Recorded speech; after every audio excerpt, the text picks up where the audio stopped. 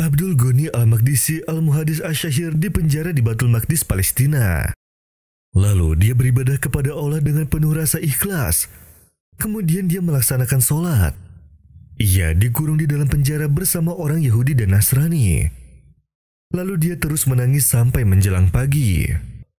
Ketika mentari pagi bersinar, di belakang ada golongan yang menghadap ke penjaga penjara dan mereka berkata padanya, "Bebaskan kami, sesungguhnya kami sudah masuk Islam dan kami memeluk agama pria ini."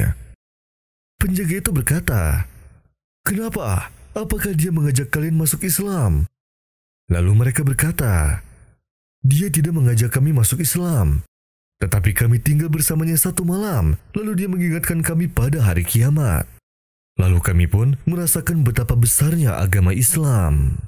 La uqsimu biyawmil qiyamah wa la uqsimu bin nafsil lawwamah ayahsabul insanu an lan najma'a 'idhamah bala qadirina 'ala an nusawwiya bananah bal yuridul insanu liyafjura amamah يسأل أيان يوم القيامة فإذا برق البصر وخسف القمر وجمع الشمس والقمر يقول الإنسان يومئذ أين المفر كلا لا وزر إلى ربك يومئذ المستقر ينبأ الإنسان يومئذ بما قدم وأخر.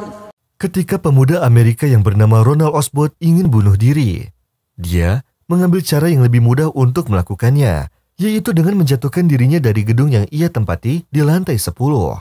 Setelah dia meninggalkan sebuah surat yang di dalamnya terdapat pesan bahwa dia melakukan itu karena merasa putus asa dalam kehidupannya.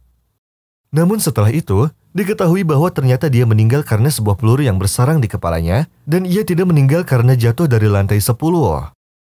Ternyata diketahui bahwa ketika dia jatuh, ada sebuah peluru yang menyambarnya hingga masuk ke kepalanya ketika dia terjatuh. Diketahui juga bahwa peluru itu berasal dari lantai yang ke-9. Dan ternyata yang menempati tempat itu adalah sepasang suami istri yang sudah lama tinggal di sana. Dan mereka berdua dikenal selalu bertikai satu sama lain. Dan yang lebih mencurigakan lagi, Ronald menjatuhkan dirinya di waktu yang bersamaan saat kedua pasangan tersebut sedang bertengkar. Dan pada saat itu, sang suami mengancam istrinya bahwa ia akan menembaknya. Lalu tanpa disadari, pistol tersebut meletus dengan cepat, akan tetapi peluru itu meleset jauh dari sang istri keluar jendela, hingga mengenai Ronald yang saat itu sedang menjatuhkan dirinya. Di ruang pengadilan, sang suami dianggap tidak sengaja menembaknya. Dan kedua pasangan tersebut mengakui bahwa mereka sering bertengkar dan sang suami sering mengancam istrinya dengan ancaman membunuh. Walau bagaimanapun, sang suami merasa bahwa sebenarnya di dalam pistol tersebut tidak ada pelurunya.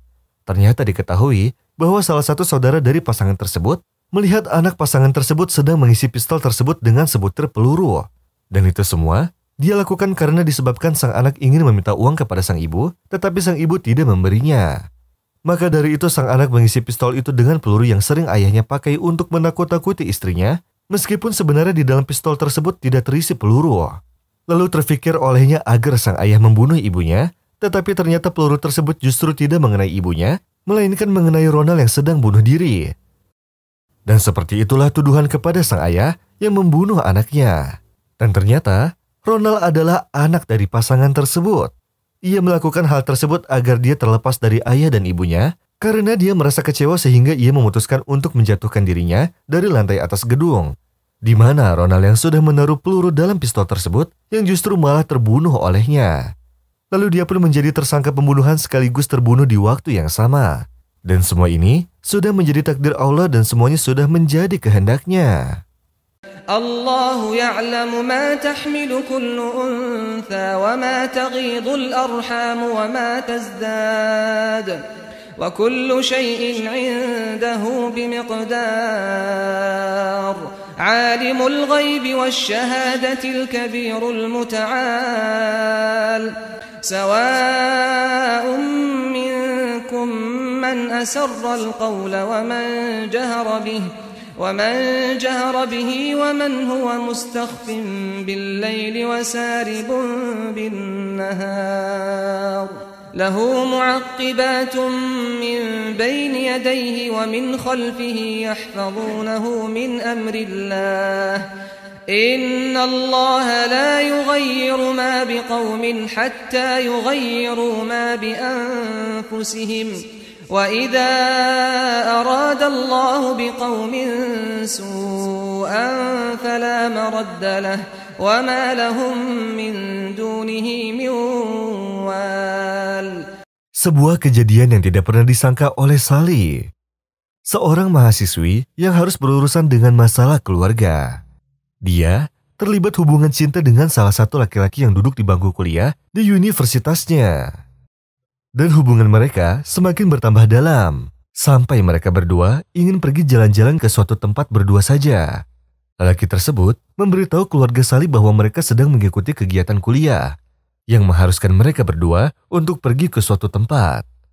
Meskipun kakaknya sudah melarang dan memberitahu keluarga bahwa Sally tidak boleh keluar kecuali dengan yang sudah menjadi mahramnya, tetapi keluarganya tidak menghiraukannya sehingga Sally pun pergi dengan lelaki itu. Ketika mereka sedang berlibur, Sally malah menikah secara diam-diam karena ucapan temannya yang sangat manis. Dan laki-laki itu membuatnya lemah di hadapannya serta di depan keluarganya. Lalu mereka berdua saling bertanda tangan surat pernikahan mereka. Dan Sally menyerahkan dirinya sepenuhnya kepada laki-laki tersebut. Padahal setelah itu, Sally hanya menjadi permainannya saja. وقل للمؤمنات يغضضن من أبصارهن ويحفظن فروجهن ولا يبدين زينتهن إلا ما ظهر منها. Setelah Sally menikah dengan secara sembunyi, lalu Sally pun dikejutkan dengan kakaknya yang datang menghampirinya sambil tersenyum. Dan raut wajahnya dipenuhi dengan kegembiraan.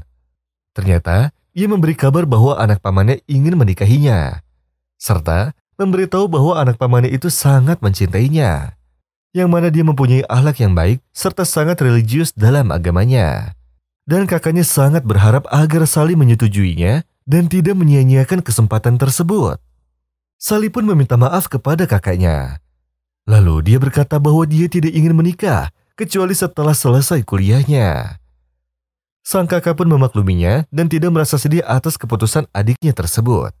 Dan dia sudah tahu bahwa kuliahnya akan selesai setelah sebulan ke depan. Namun setelah Sally selesai kuliah, dia berbicara pada temannya agar ia menikahinya secara resmi, agar dapat mengurangi tekanan keluarganya.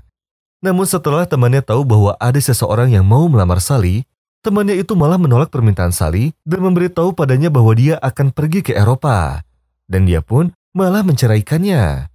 Dan di hari itu juga Sally berusaha untuk bunuh diri dengan cara meminum obat-obatan, karena dirinya sangat tertekan atas ujian yang telah menimpanya. Akan tetapi Sally pun berhasil diselamatkan di rumah sakit setelah menjalani perawatan. Dan setelah Sally kembali ke rumahnya, dia tidak berbicara hal lain kecuali memberitahu keluarganya bahwa dia telah menikah. Dan kemudian dia diceraikan. Dia sangat menyesal atas apa yang sudah terjadi. Dan ketika anak pamannya mendapatkan kabar dari kakaknya perihal peristiwa tersebut, lalu dia berkata bahwa dia akan menanggung dan menutupi aib Sally. Dan jika Allah membukakan hati untuknya, maka dia akan menikahinya di waktu yang dekat. Ya ayyuhalladzina amanu ittaqullaha wal tanzur nafsum ma qaddamat lighadin wattaqullaha innallaha khabirun bima ta'malun. ولا تكونوا كالذين نسوا الله فأنساهم أنفسهم أولئك هم الفاسقون لا يستوي أصحاب النار وأصحاب الجنة أصحاب الجنة هم الفائزون.